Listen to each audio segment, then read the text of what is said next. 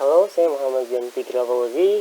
Pada kesempatan kali ini saya akan membahas tentang Internet of Things, mengenai peranan Internet of Things dan juga dampak untuk masa depan menggunakan Internet of Things. Dengan menggunakan tema yaitu IoT untuk masa depan industri pertanian.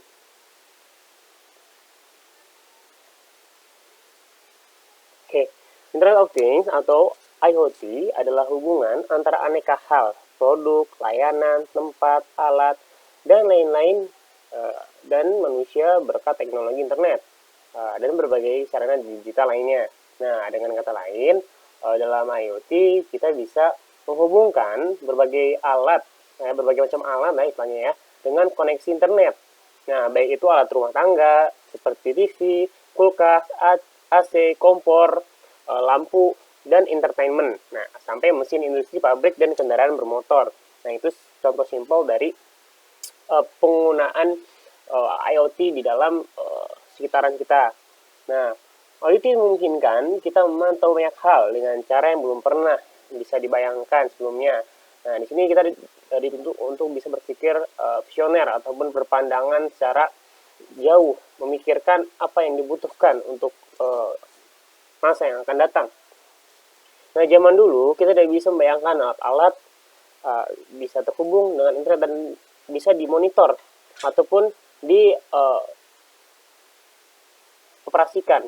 Nah, namun sekarang kita sudah bisa untuk bisa membayangkan apa yang nantinya akan bisa kita implementasikan di dalam setiap industri atau bidang-bidang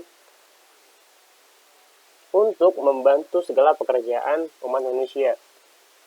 Oke, sekarang kita akan membahas tentang IoT in agriculture. Future of agriculture ataupun masa depan dari pertanian, industri pertanian. How does IoT impact agriculture ya? Dampaknya apa sih? Nah, kita salah satu di sini aplikasinya misalnya di bidang pertanian ya. Dengan aneka sensor dan kamera yang terhubung ke internet, ya, petani bisa memantau area yang sangat luas dengan sedikit atau bahkan tanpa tenaga kerja. Nah, maksudnya di sini tenaga kerjanya itu dialihkan menjadi mungkin dahulunya adalah seorang pekerja keras, pekerja fisik, ya, dan istilahnya adalah pekerja kotor. Nah, namun sekarang para tenaga kerja hanya memantau, mengontrol, dan mengoperasikan segala objek yang terintegrasi dalam IoT. Nah, kita juga bisa memonitor cuaca, tingkat kelembapan, dan suhu keasaman tanah di setiap petak sawah atau kebun dari waktu ke waktu. Nah, di sini ada IoT in agriculture. Nah, di sini ada beberapa subjek yang bisa kita dapatkan dari IoT. Yang pertama adalah auto spreading ataupun penyeimbang secara otomatis. Ya. Terus juga ada diagnosis of disease ataupun mendiagnosa penyakit ataupun hama dalam pertanian, mulai dari tanaman dan sebagainya. Dan juga ada variable rate of fertility. Nah, juga ada water stress, ada field monitoring. Field monitoring itu mengawasi lahan pertanian secara monitor. Nah, ada juga soil erosion, smart data. Jadi semua aspek di sini dikumpulkan di server.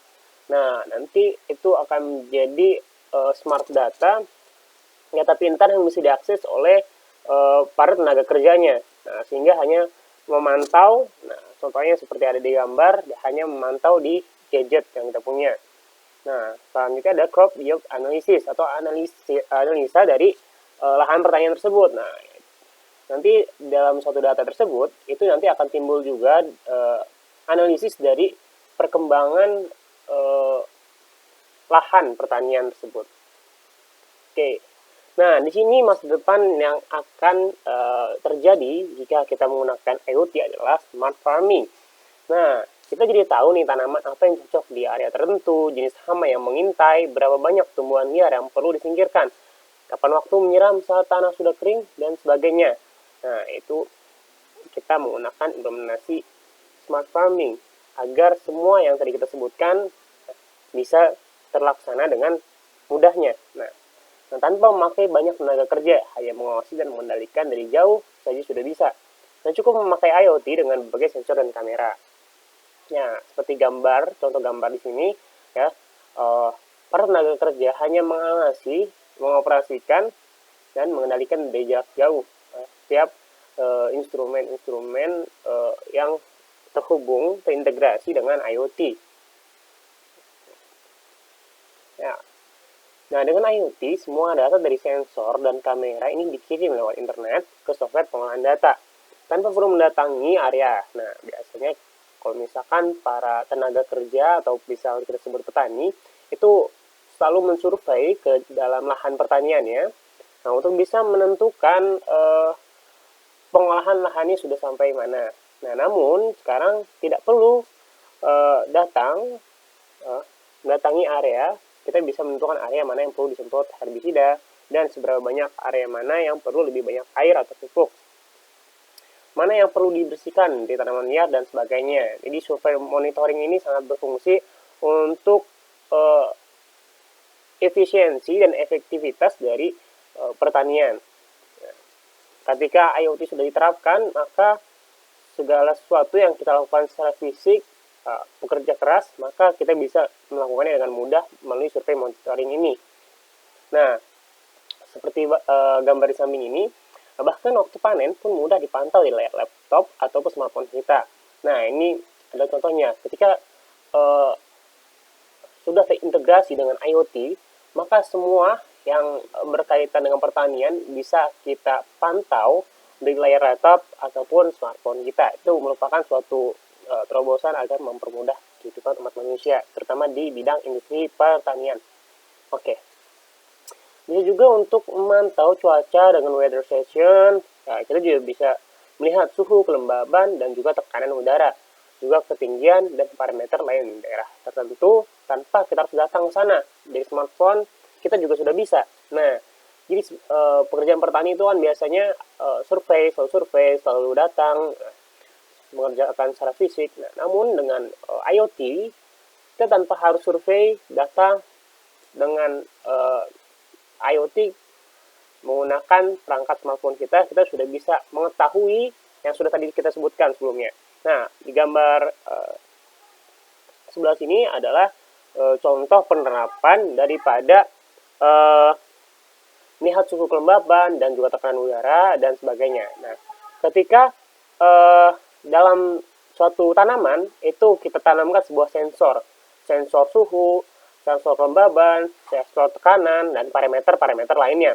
Nah, nanti dari sensor tersebut akan mengirimkan sinyal-sinyal ke dalam database. Nah, database itu nanti akan memproses ke dalam server. Nah, di server itu atau cloud yang di sini, itu nanti akan bisa diakses oleh para pekerjanya untuk bisa menganalisa dari hasil kinerja dari IoT itu sendiri. Oke, di sini ada kata-kata dari Kevin Austin, "The Internet of Things has potential to change the world. This Internet did maybe even more so." Nah, jadi Internet of Things itu sangat berpotensi untuk mengubah dunia dan juga internet ya. Nah, mungkin itu lebih daripada itu. Nah, jadi bisa disimpulkan bahwa Internet of Things itu bisa mengubah dunia ya dengan internet juga ya, dan bahkan bisa lebih dari kata-kata itu ya. Oke, terima kasih. Mungkin kita cukupkan sampai di sini. Sampai ketemu di pembahasan selanjutnya. Terima kasih.